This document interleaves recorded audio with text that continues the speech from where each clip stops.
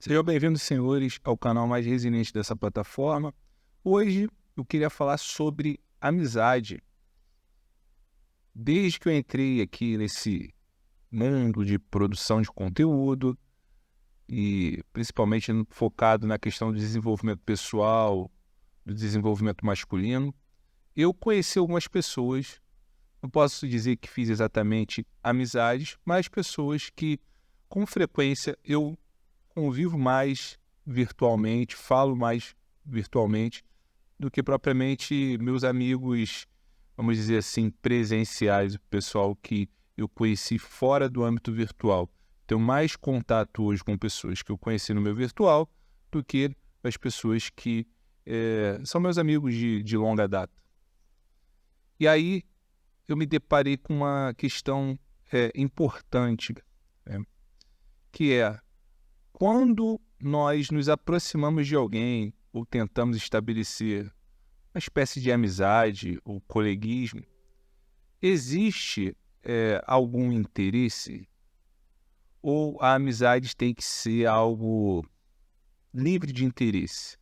Então, nós nos aproximamos de alguém por prazer, porque você gosta da presença dessa pessoa, ou você tem algum interesse? E por que veio isso à minha cabeça? Porque nesse meio de conteúdo, o que eu tenho visto é muito isso, né? Produtores de conteúdos menores se aproximam de produtores de conteúdo maiores, ou por uma admiração, ou porque visam, tem um nome específico para isso, mas eu não consigo lembrar agora, mas eles querem aproveitar essa relação para, vamos dizer assim, conquistar os inscritos do outro produtor que tem maior relevância. Então, de alguma forma, ele se aproximar desse produtor maior para ficar mais conhecido e assim conquistar aquela base ali. Então, há uma disputa, sim, e muitas vezes se incide numa determinada vaidade. A gente vê muito, por exemplo, Dom Sandro reclamando de que produtores de conteúdos menores, quando eram menores, quando tinham 4, 3, 2 mil inscritos, se aproximavam dele, queriam fazer live com ele, diziam admirá-lo, e quando finalmente esses produtores adquiriam relevância, eles simplesmente ignoravam o Dom Sandro ou até mesmo o traíam falando mal dele. E aí eu fiquei me perguntando e pensando sobre isso. Queria trazer algo para vocês porque o meu objetivo principal foi sempre ajudar homens. Receber, eu queria que as pessoas recebessem a ajuda que eu não tive, a orientação que eu não tive. Então eu tento compartilhar, e obviamente eu não sou o dono da razão, mas com o que eu estudo, com o que eu pesquiso, eu tento trazer aqui para que vocês reflitam junto comigo e se libertem dessa matrix. Porque muitas vezes na minha vida eu pensei que certas coisas só aconteciam comigo, que o problema estava comigo, que eu estava errado, que eu não sabia lidar com a situação. E hoje, com mais maturidade, eu percebo que era a configuração social que não me favorecia. Então não era exatamente eu que estava me sabotando, é porque a configuração social como está dada hoje, ela te sabota. E o pior de tudo é que você fica se culpando por algo que você não tem exatamente culpa. E pesquisando sobre essa questão da amizade, eu me deparei com uma matéria cujo título é As lições de Aristóteles para entender se somos amigos por prazer ou por interesse. Eu sei que muitos de vocês não se interessam por filosofia, não têm interesse nenhum, alguns acham até chato, mas eu falo para vocês que é o caminho. Muito da nossa rejeição à filosofia hoje é por conta do tipo de abordagem que a gente teve na escola, principalmente no ensino médio. Isso aí termina afastando a gente da filosofia. Contudo, a filosofia é extremamente importante e, obviamente, que a gente tem que selecionar os filósofos. Então, assim, o Aristóteles é o filósofo, é o cara aí que deixou uma contribuição muito relevante ao Ocidente e a gente sempre tem que recorrer a ele quando a gente quer entender melhor essas relações éticas, essas relações humanas. Obviamente você pega um filósofo mais recente, você vai ter umas ideias meio amalucadas que não estão baseadas na experiência real, mas sim no que esses filósofos gostariam que fosse a realidade. Então, o filósofo, quando ele começa a construir sua filosofia na base daquilo que ele gostaria que fosse, ele vai fazer uma distorção. E essa distorção é ruim, porque a gente tem que se basear na realidade como é dada, e o nosso pensamento ele deve se basear na realidade, e não naquilo como eu gostaria que fosse. Você pode até pensar, né? Você pode até pensar que, poxa, seria tão bom se fosse assim, seria tão bom se fosse assado. Mas quando a gente fala de filosofia, a filosofia ela constitui a busca pela verdade. E a verdade é você entender as coisas como elas são, e não como você gostaria que fosse. Você vai ver que a maioria dos problemas atuais que a gente tem hoje nas relações humanas, e até mesmo no pensamento humano, certas disforias que a gente tem, muito é porque nós baseamos a nossa vida naquilo que nós gostaríamos que fosse e não no que é de verdade, certo? Então, isso a gente pode aprofundar em outro momento. Vamos nos ater aí a essa matéria, tá? Eu vou deixar o link aqui embaixo na descrição, caso vocês queiram ler essa matéria na íntegra. Começa assim, ó. Embora a maioria das canções de amor falem das alegrias e de sabores de relações românticas, as relações entre amigos também podem ser bastante intensas e complicadas. Para muita gente, fazer novos amigos ou manter uma velha amizade é um verdadeiro desafio. E um rompimento com um amigo próximo pode ser tão doloroso quanto terminar um namoro. Mesmo assim, os seres humanos sempre valorizam a amizade, como escreveu o filósofo Aristóteles no século IV a.C. Ninguém escolheria viver sem amigos, mesmo que pudesse ter todas as outras coisas boas no lugar deles. Aristóteles é conhecido, acima de tudo, por sua influência na ciência, na política e na estética, e não exatamente por seus escritos sobre amizade. Eu estudo a filosofia grega antiga e, quando abordo esse assunto com meus alunos, eles ficam surpresos com o fato de um pensador grego da antiguidade conseguir lançar tanta luz sobre os relacionamentos deles. Mas talvez não seja surpresa, a amizade existe há tanto tempo quanto os seres humanos. Aqui eu fico um pouco receoso em relação à pessoa que é essa Emily Katz, que escreveu esse texto, no ponto que ela fala que o Aristóteles ele não é muito conhecido pelo que ele fala de amizade. Cara, assim, um dos livros mais conhecidos e mais lidos do Aristóteles é Ética Nicômaco, que foi o livro que ele escreveu para o filho dele, meio que como se fosse um manual para a felicidade. Então, obviamente que muitas questões éticas estão ali expostas no livro Ética Nicômaco. Muitos fundamentos éticos se baseiam no livro do Aristóteles. Então, como assim ele não é muito conhecido? Mas, enfim, deixa quieto.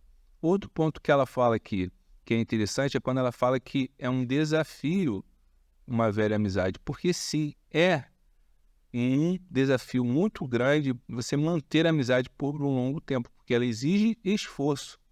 E muitas vezes a gente está acostumado a não se esforçar por amizade. E aí, naturalmente, ela vai se desfazendo e vocês vão se distanciando. E tudo bem, é o normal. Então, uma coisa que a gente tem que ter em mente é isso.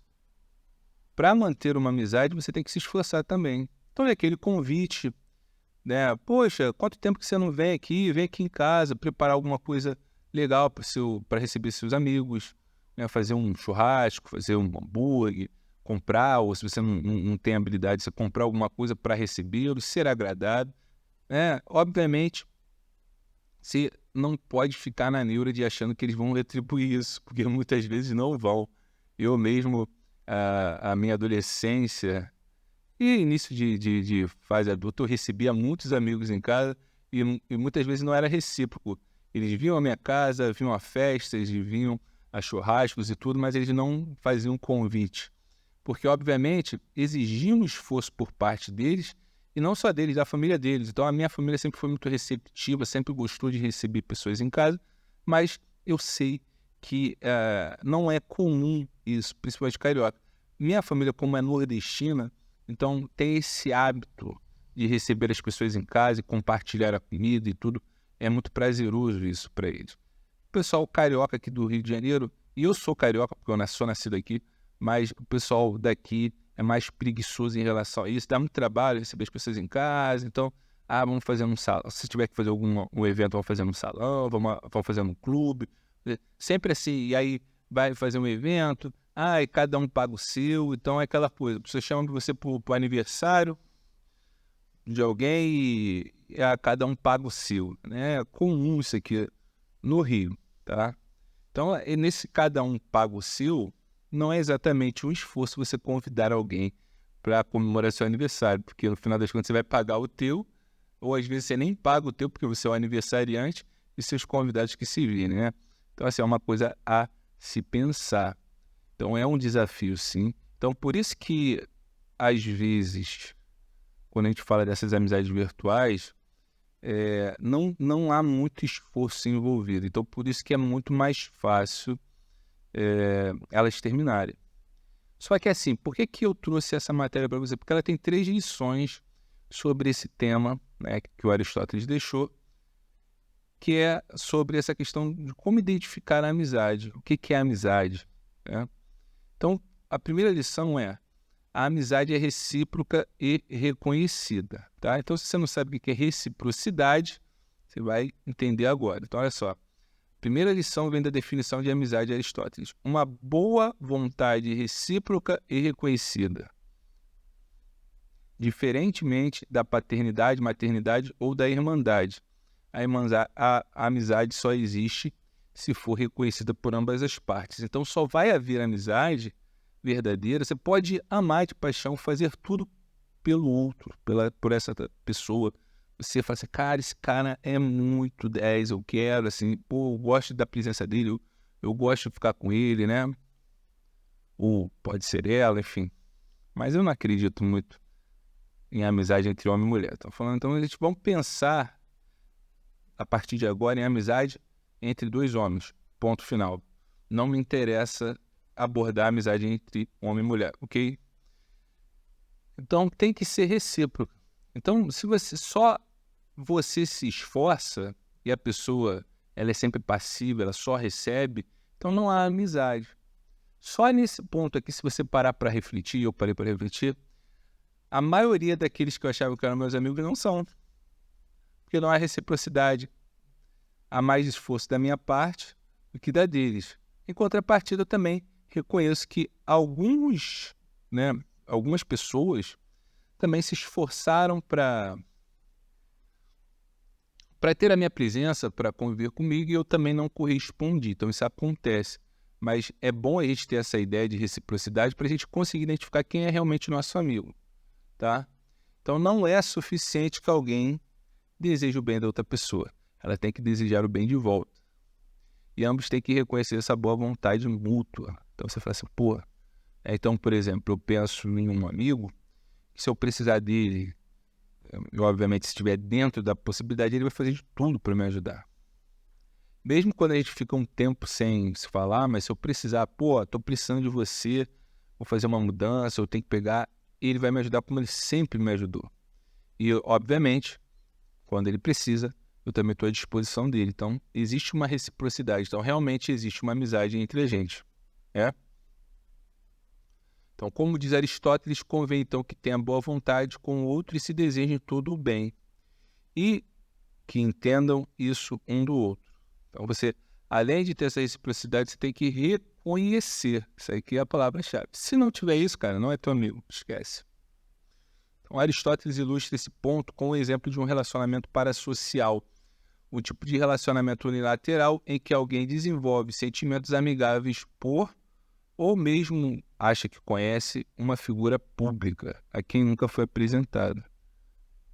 Entenderam? Então é aquela coisa de que as pessoas às vezes conhecem tanto uma determinada personalidade pública que parece um amigo próximo, só que essa pessoa nem sabe da existência, né? Então é aquele cantor, é aquele atleta que você admira tanto, que você sabe tudo da vida dele, mas ele não sabe nem da tua existência.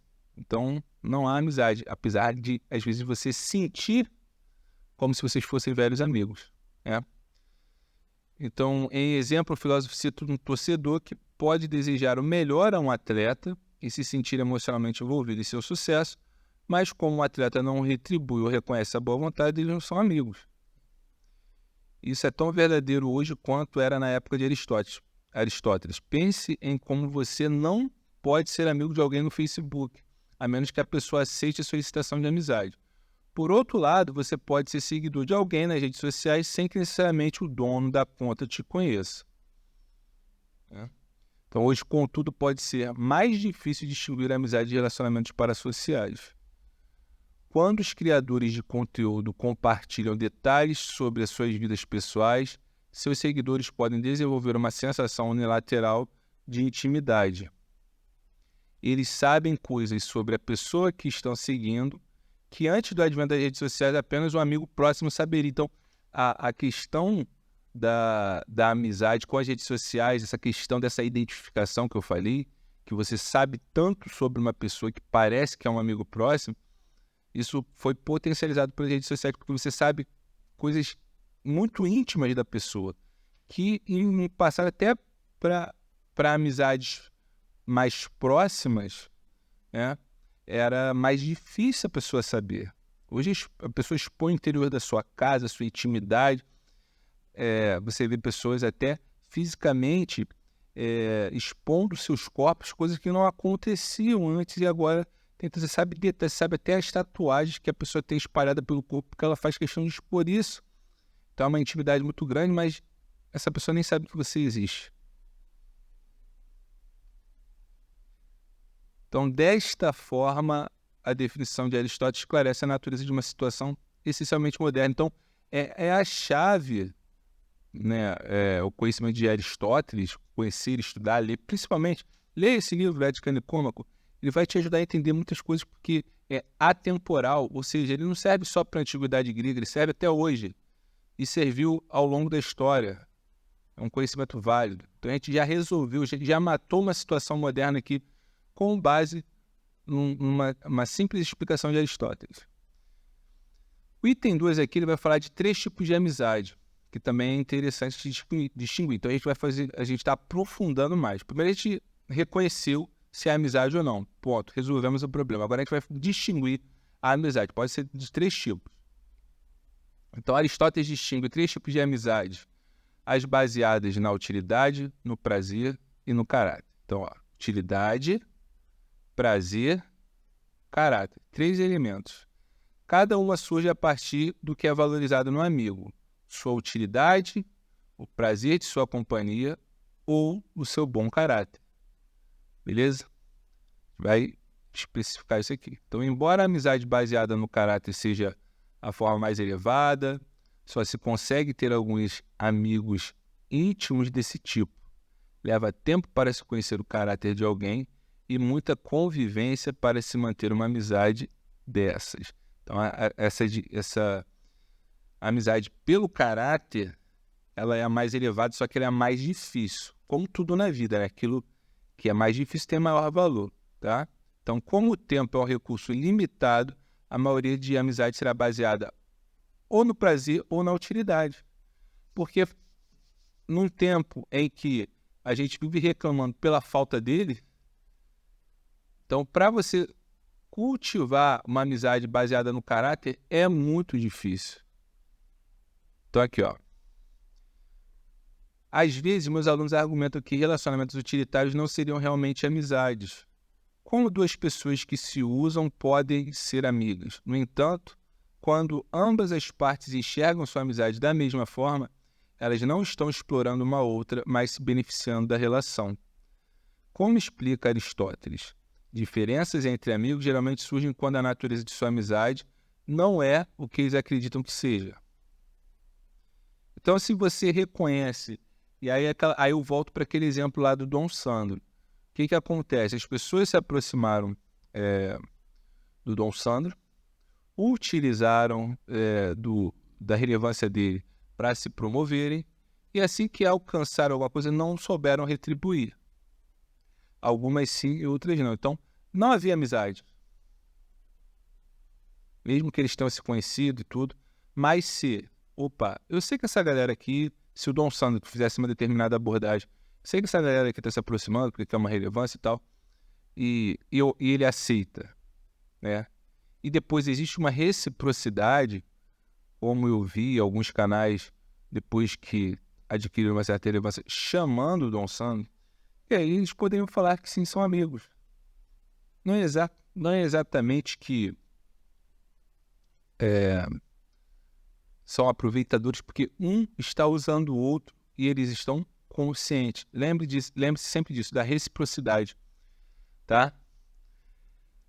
Então, se sua colega de estudos pensa que vocês são amigos porque você gosta da companhia dela, mas na verdade a amizade está baseada no fato de que ela explica bem cálculo, ela pode se sentir magoada.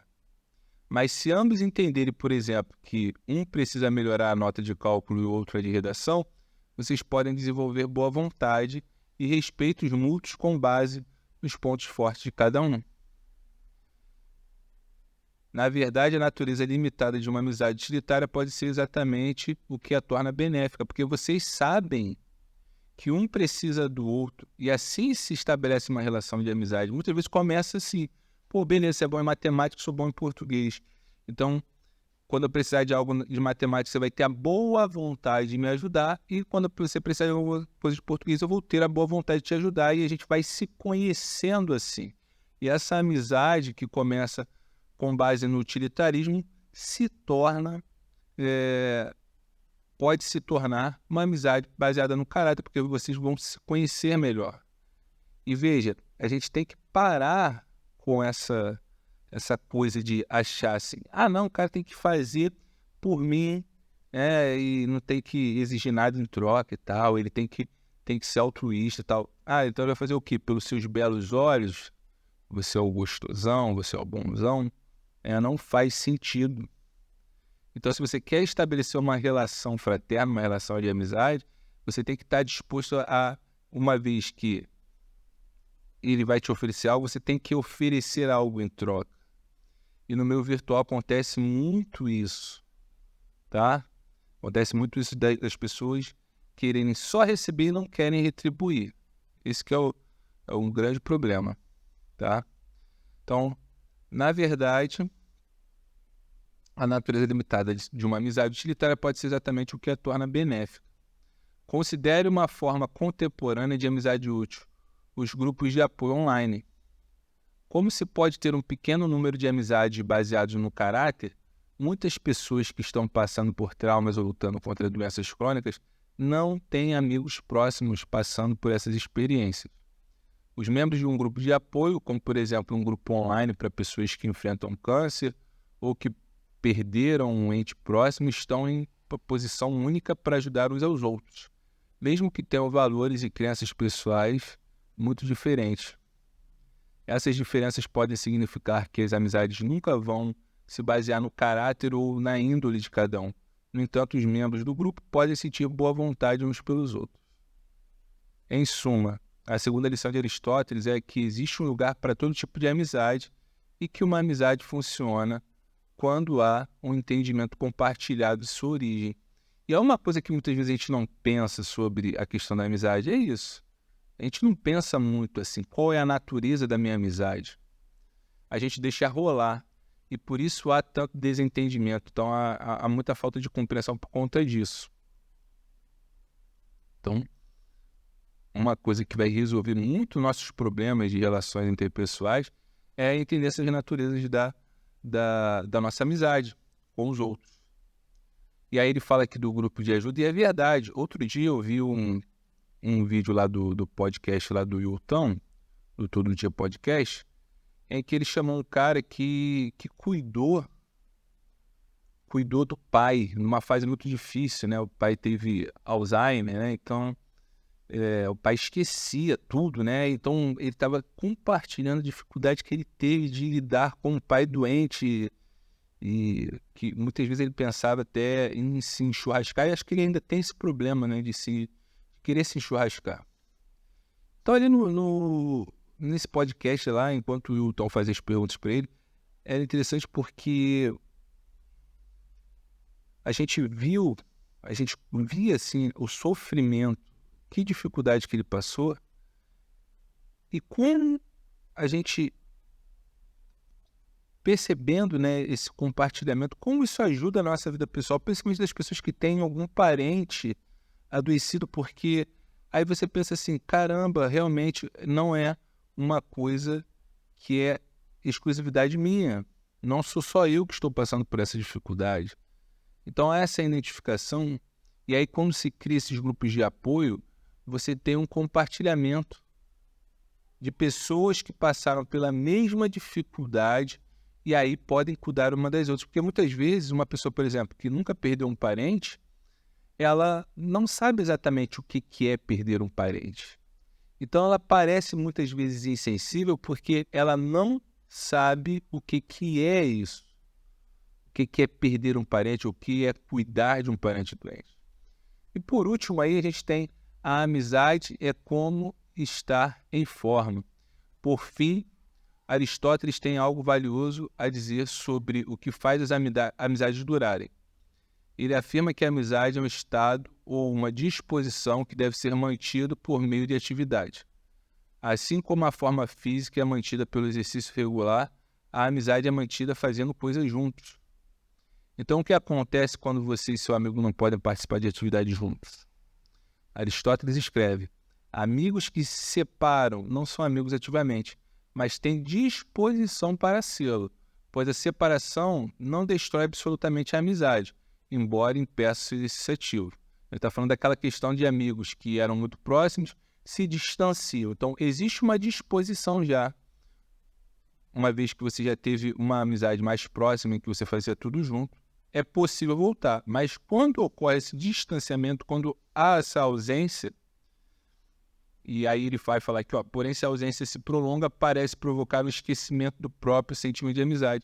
Então, essa amizade esfria. Quantos amigos que pareciam amigos, né, best friends, né, e parecia que era para sempre, hoje você nem lembra exatamente dessa pessoa, nem pensa mais nessa pessoa. Por quê? Porque o distanciamento, ele provoca esse esquecimento, né, da amizade, e obviamente você não vai ter a amizade, você tem disposição para a amizade com essa pessoa, mas, né, talvez se essa pessoa retorne e volte para a sua vida, ou você esteja mais próxima, ou vocês estão, sei lá, treinando na mesma academia, essa amizade pode voltar, porque tem disposição.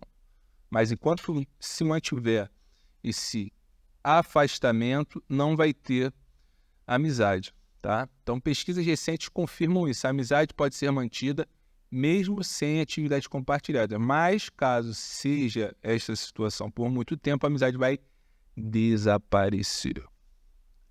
Pode parecer que o argumento de Aristóteles perdeu sua relevância, uma vez que as tecnologias de comunicação no correio tradicional ao FaceTime tornaram possível manter a amizade a grandes distâncias.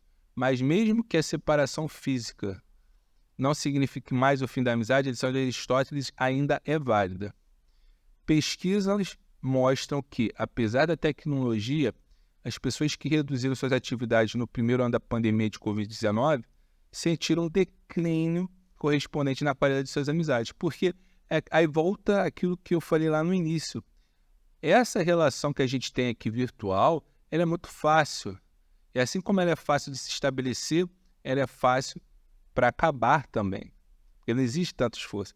Porque imagina, hoje eu vou almoçar com um amigo. Você vai ter que se arrumar, você vai ter que pegar uma condução, você vai ter que dirigir até o local, você vai ter que gastar dinheiro, você vai ter que deixar de fazer algumas coisas que estavam planejadas para ficar com esse amigo.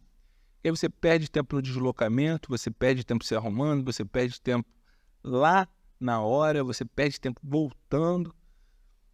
Então, cara, exige um esforço dos dois. Então, obviamente, o vínculo de vocês aumenta. Agora, porque você liga, ele faz uma call, tu tá ali pelado, tá ali com a roupa de dormir, você conversa com o cara, daqui a pouco, desligou aqui o FaceTime aqui, você deita e vai dormir. Muito pouco esforço. Só tem o prazer aí de você estar trocando aquela ideia. Mas o esforço é muito pouco. Você não precisa se arrumar, você não precisa se deslocar. Então, por isso que dá um declínio, dá uma queda na qualidade das amizades. Tá? Então, hoje, assim como na antiga Atena, os amigos devem continuar fazendo atividades juntos. Isso ainda vale, tem que se esforçar, ir ao cinema, ir almoçar, jantar, convidar um para a casa do outro, fazer um cafezinho. Então, Aristóteles não poderia ter imaginado a tecnologia hoje, o surgimento de grupos de apoio online, os tipos de relacionamento parasociais que as redes sociais proporcionam. No entanto, apesar de tudo que mudou no mundo, seus escritos sobre a amizade ainda são relevantes. E, assim, não é bem só relevante. Basicamente, as relações humanas permanecem as mesmas. A gente avançou tecnologicamente, mas a natureza humana é a mesma. Mesmo com todo esse avanço científico, mesmo com todo estudo, com tudo, construção de universidades, métodos, mecanismos de estudo, de aferimento, pesquisas, enfim, tudo que a tecnologia nos proporcionou, a natureza humana é a mesma desde sempre. Por isso que o ensino do Aristóteles é válido até hoje, né? É atemporal. Então, esses 3 itens que a gente abordou aqui são válidos até hoje. Então, espero aí que esse vídeo tenha ajudado vocês, né? Que vocês possam refletir tanto sobre as amizades virtuais quanto as presenciais. Talvez isso também seja um estímulo para vocês se mexerem, se esforçarem mais, estabelecerem vínculos e sair dessa passividade achando que vai cair um amigo no teu colo e vai resolver esses problemas com a solidão que você tem. Então, saiba que aprenda a fazer pelos outros. Com certeza você vai encontrar amigos nessa jornada. Um forte abraço, até a próxima, fui!